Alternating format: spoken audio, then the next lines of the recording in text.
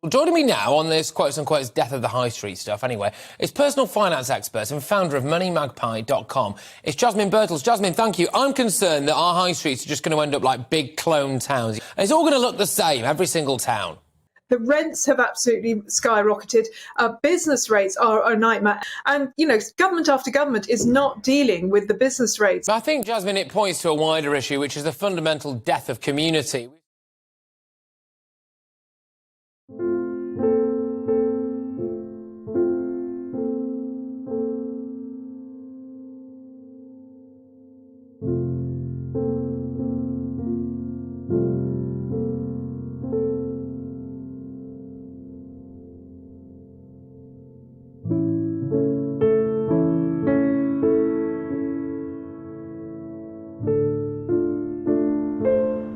I don't think you can do anything in this world without community.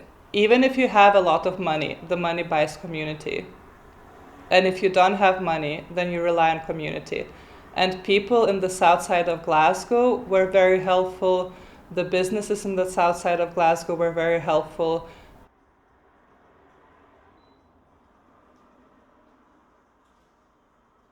My name is Agne Petroševičiūtė, and I am the owner and the head baker of a pastry shop, which is a small vegan and vegetarian bakery in the south side of Glasgow in Scotland. I am originally from Lithuania, Vilnius, which is the capital of Lithuania. I grew up there and I finished school there, and then after this high school I went to study pastry. And my then ex-boyfriend was moving to Edinburgh, and I decided to join him. So it was kind of by accident that I moved to Scotland. I think I have over 10 years of experience baking sourdough bread, sourdough pizzas and pastries, in like Scotland, Lithuania, in Sweden. I did an internship in Copenhagen, but just for a couple of days. So I think I have quite a big skill set of baking like different pastries and breads. And I just wanted to like put it all to use and shape my own menu and see what happens. For the last 8 years, while I was living in Scotland and in Sweden, I have been managing other bakeries for people who own them. So I think I had experience in managing people and working with suppliers and working with customers. And I think that was like really valuable when it came to opening my own business. The best way to think about it is like almost chronologically, because I went from baking in my flat to baking in the church kind of rented kitchen to having my own bakery. And first, when I was in the flat, my partner was really supportive, because basically very, very like quietly over time, without like him even noticing, our kitchen became like from kind of home bakery into industrial bakery. One day I would have like just one tray of buns and like maybe a small bag of flour that I bought from Asda or any other supermarket. And then a month later, I would get these like flour deliveries that would have these 16-kilogram bags of flour. Opening during the pandemic was quite challenging because, first of all, I think nobody knew how to open the business during the pandemic.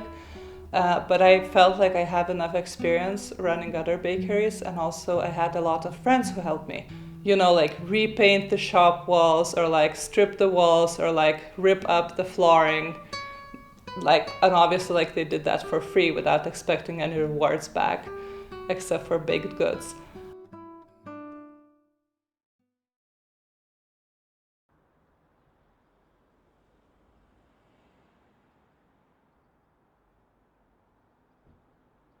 My name is Victoria, and I grew up in Florida. I relocated to Glasgow in 2019, and I have been working in the horticulture industry since 2009, and now I run my own small business, which is a small flower shop. Some of the first experiences that I had with flowers that ignited the passion within me were with my mom. She, in Florida we have lots of tropical plants, hibiscus, gladiolus, gardenias, and my mom would pick gardenias off our bush and put them in a little glass of water near our beds. And so this sort of floral interest happened in my youth, but it didn't really spur me on into a career sense until I got my first job in university, where I needed a weekend job. So I applied at this garden center. It was just a small independent garden center, and I got the job. And the couple that owned it, Julie and Chad, they were just so passionate about taking care of gardens and beautifying spaces. And at the time I was studying biology of humans, and I changed my degree because of that job to biology of plants. My first real kind of floristry gig was Planet Flowers. We were one of the biggest companies in Edinburgh. It was an event company basically.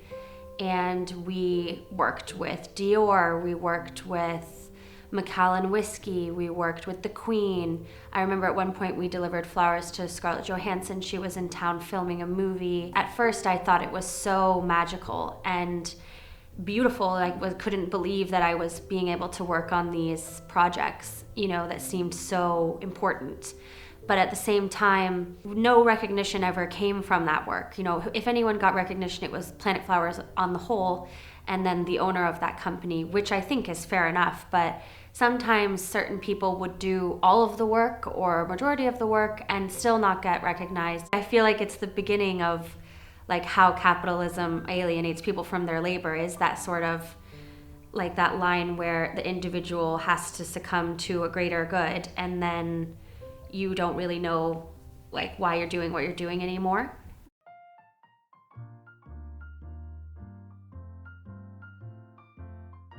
So I really started it during COVID. I was like, okay, what can I do to kind of help myself and my mind during this time? And I noticed that people were looking for ways to tell other people that they were thinking about them, or that they cared about them, or they were, wanted to see how they are, without calling them all the time or doing stuff, because we were all doing that. We were all Zooming and calling and texting, and I was just doing deliveries. I would go straight to the market, to home, make the arrangement to the deliveries. I'd wear gloves, a mask, the whole thing. I think there's room for everyone to be their own boss, especially if you embrace working with other creatives in a freelance capacity. Then instead of having you and a bunch of employees, it can be you and a bunch of creatives who are working together in a common goal. At this point, I don't even really want to have employees with my business. I just want to be me and work with my stuff, and then work with other people alongside myself.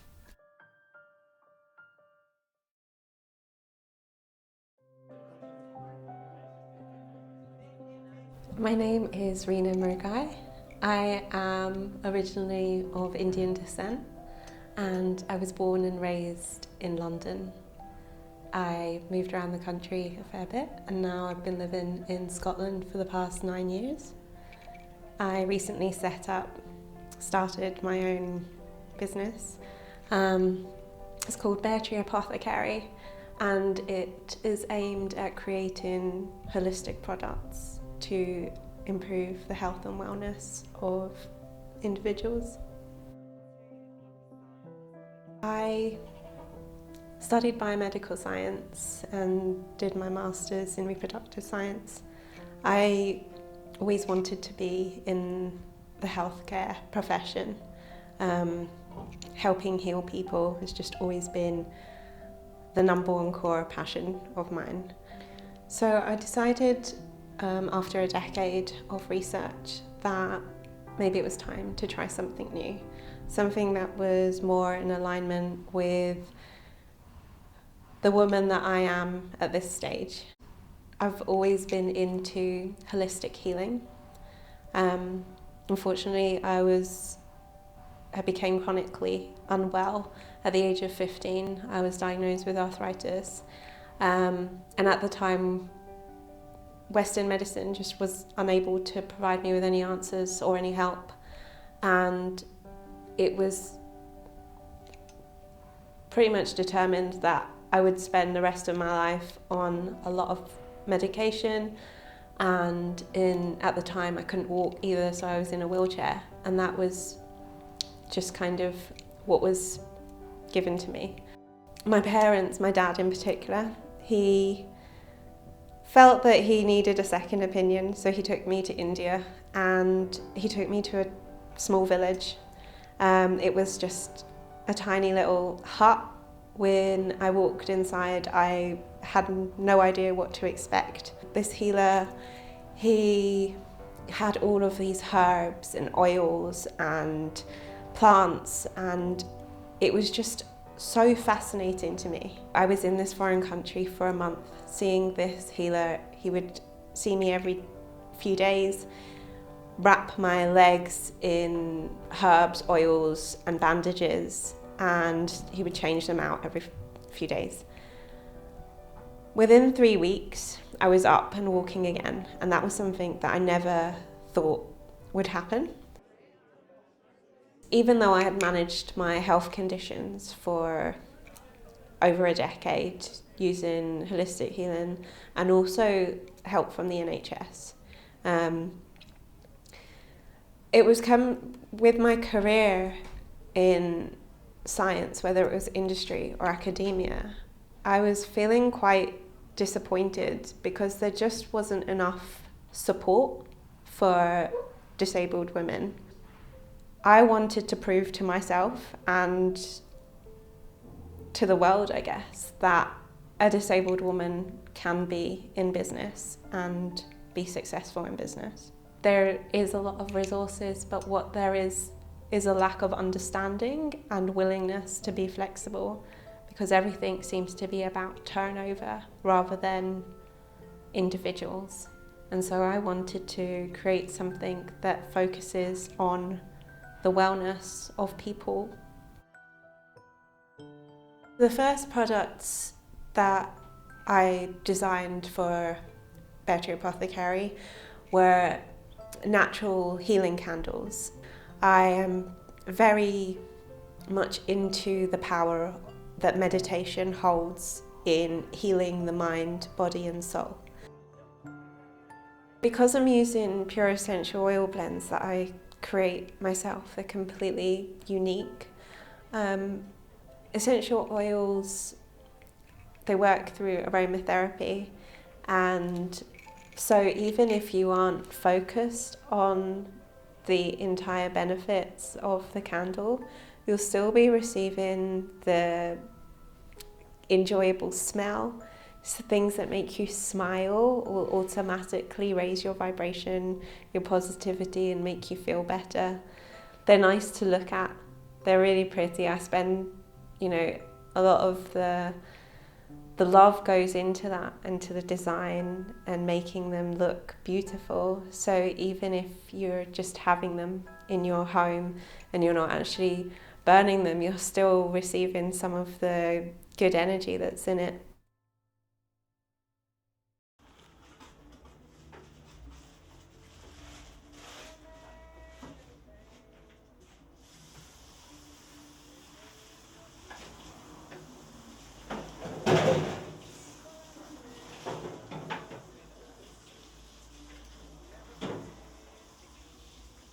When you're talking about sustainability in business, you can talk about a lot of things. Some people think that sustainability in business is just food and being vegan and being vegetarian. I think it's also about sustainability of ingredients and sustainability of your staff and just like sustainability of the neighborhood. There's a lot of businesses where staff always comes and goes all the time. So at my shop, at a pastry shop, at the bakery, we really try to look after our staff. And yeah, sometimes it's not about the money, because we don't have a lot of money to have yoga retreats for staff every weekend, or bonuses if you work harder. But we do try to look after each other's well-being, and we do try to ask people what they want to do with their personal life, and then try to adjust, where possible, their work patterns to their personal lives. When I was opening my business, I decided that my business will be vegan and vegetarian. Even though I eat meat myself occasionally, I know that, dairy farms and big, massive meat kind of industries around the world are very harmful to the environment and has like a big effect on the environment.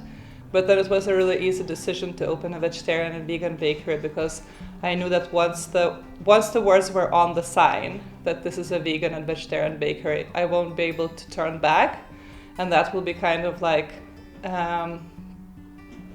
encouragement to like make the best vegan recipes, research the best vegetarian replacements, make the best vegetarian sandwiches. And I think it worked out really well for us. All of the customers that come to our shop are very pleasantly surprised that maybe 90% of our cake cabinet is vegan produce. I would say it's definitely difficult to compete with bigger brands, because bigger brands usually have big centralized bakeries or factories where they bake everything in bigger quantities, and a lot of processes are automated. Usually when baking is automated, it means that the mixtures and the doughs are made in a certain way, usually by adding additives or chemicals to make the dough more consistent, so the machines can work with it in a consistent way. Which means then that the end product is then it's not harmful to a person, but it's like less nutritious. And I think that's where some people get the gluten-free intolerance, because it's not because they're intolerant to wheat, it's just because they're intolerant to all of this bread and buns that they eat from, big brand bakeries that just have like a lot of additives in them. And I think when you work in a artisan bakery where everything is handcrafted, you kind of work every day differently depending on what the dough looks like and what the dough is asking from you. So you never add anything more than just salt and sugar to your dough. And then you see, like, if the weather is like really moist, the dough will be acting in one way. If it's really dry, the dough will be acting another way. And you just adjust to that, not the other way around.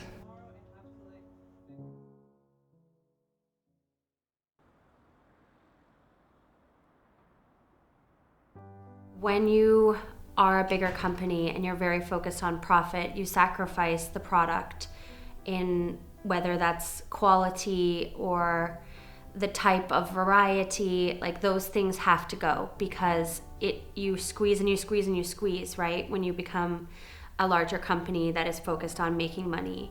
And so, like, as far as flowers go, the flowers that travel well and that last out of water are carnations, chrysanthemums, lilies.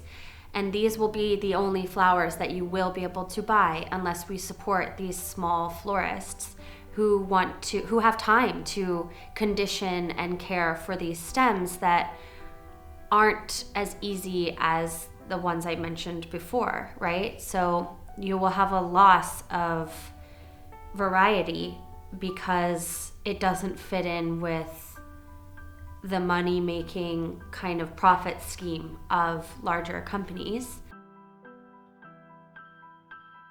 Another reason why small businesses are important is that they are community-based, and I think there's a loss of kind of connection, like connectedness. So for instance, if you were gonna call me for the funeral flowers for your loved one, we could talk about them. Perhaps you know me from coming into the shop on other occasions. You feel comfortable at crying or expressing yourself, whatever you needed to do, telling me their favorite things, colors, activities, and all this stuff we can incorporate custom, like bespoke, into the arrangement. But if you are to order flowers online or from a larger retailer, you have a catalog of available items, and that is what you have. And custom options are not that easy with these places because their availability and their pricings, it's just not working in the same way. I also think that small businesses offer educational value to the public.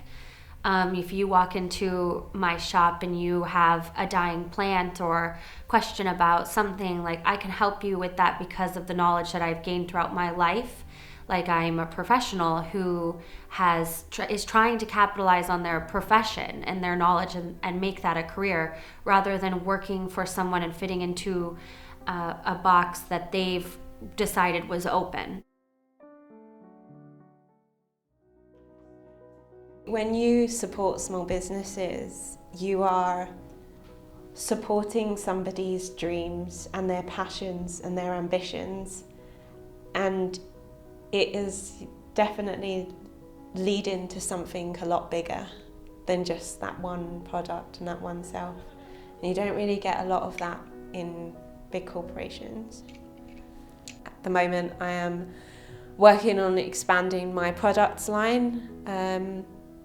The apothecary isn't just about candles, so I'll be moving in and branching into these other areas of healing, and also just really wanting to have a big community focus as well. You know, Bear Tree Apothecary donates a portion of its sales to charities, and at the moment, since I've started and for a while longer, I've been donating to the mutual aid group, Glasgow Food Not Bombs. You know, it's community is what uplifts us all, and so I really want to be a part of giving back to that.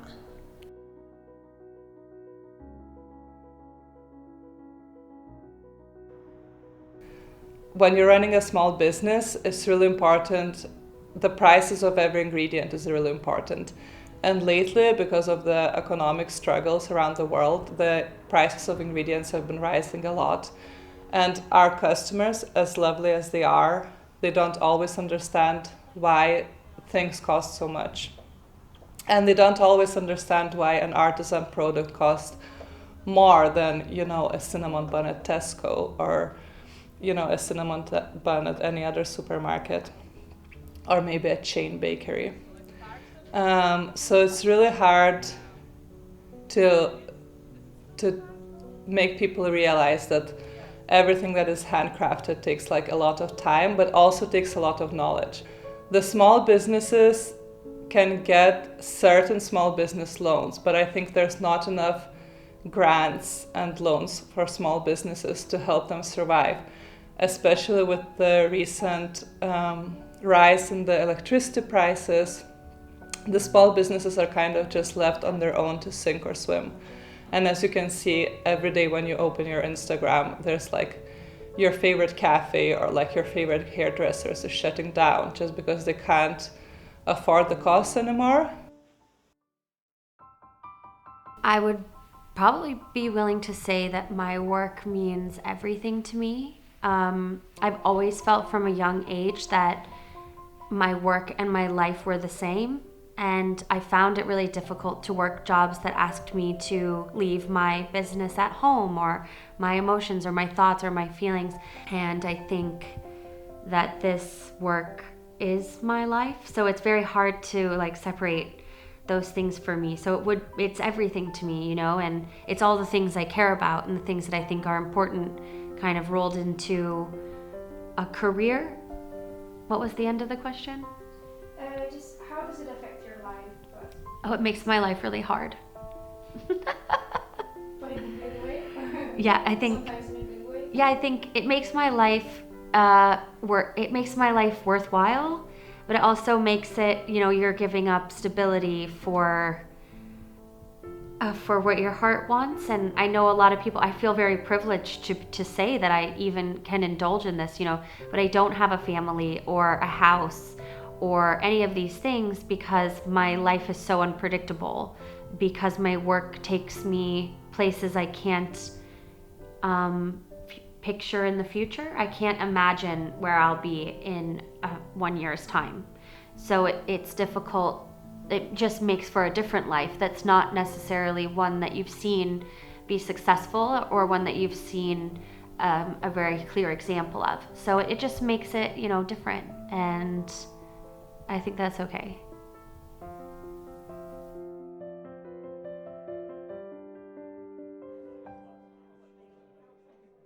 Even though there are a lot of challenges and it's difficult, it has been the best decision that I've made to run my own business. It, for me, is validating, and when I receive feedback from customers who have tried out my products, especially those who weren't too particularly believing about the health benefits of it, and then they come back and they're so excited by how much one of my products has made an impact in their life. And honestly, like, the joy that and the overwhelming sensation of helping somebody, it just makes it all worth it. To anyone who's watching this film, I would like to say thank you for supporting small businesses. Thank you for understanding how hard it is for us every day to survive. And thank you for being here, because really without the customers we wouldn't be here. And customers are basically people who are feeding our passion, and people who are coming back with good feedback and like letting us know that they enjoyed our product. I guess if I could say anything, I would say support small businesses. And I think there's enough room for everyone to have their own business. Like, of course we need people to work for other people to make their dreams come true, but it doesn't mean that you can't specialize in your work and make your work the most important thing to you. And then through that, you'll have value in other people's work, you know, and then we can create a world where everybody is valued and their work is valuable to them. Society needs to change if the world is going to become healthier and more sustainable. If, you know, we want to change the way that everything is right now, yeah, support small businesses.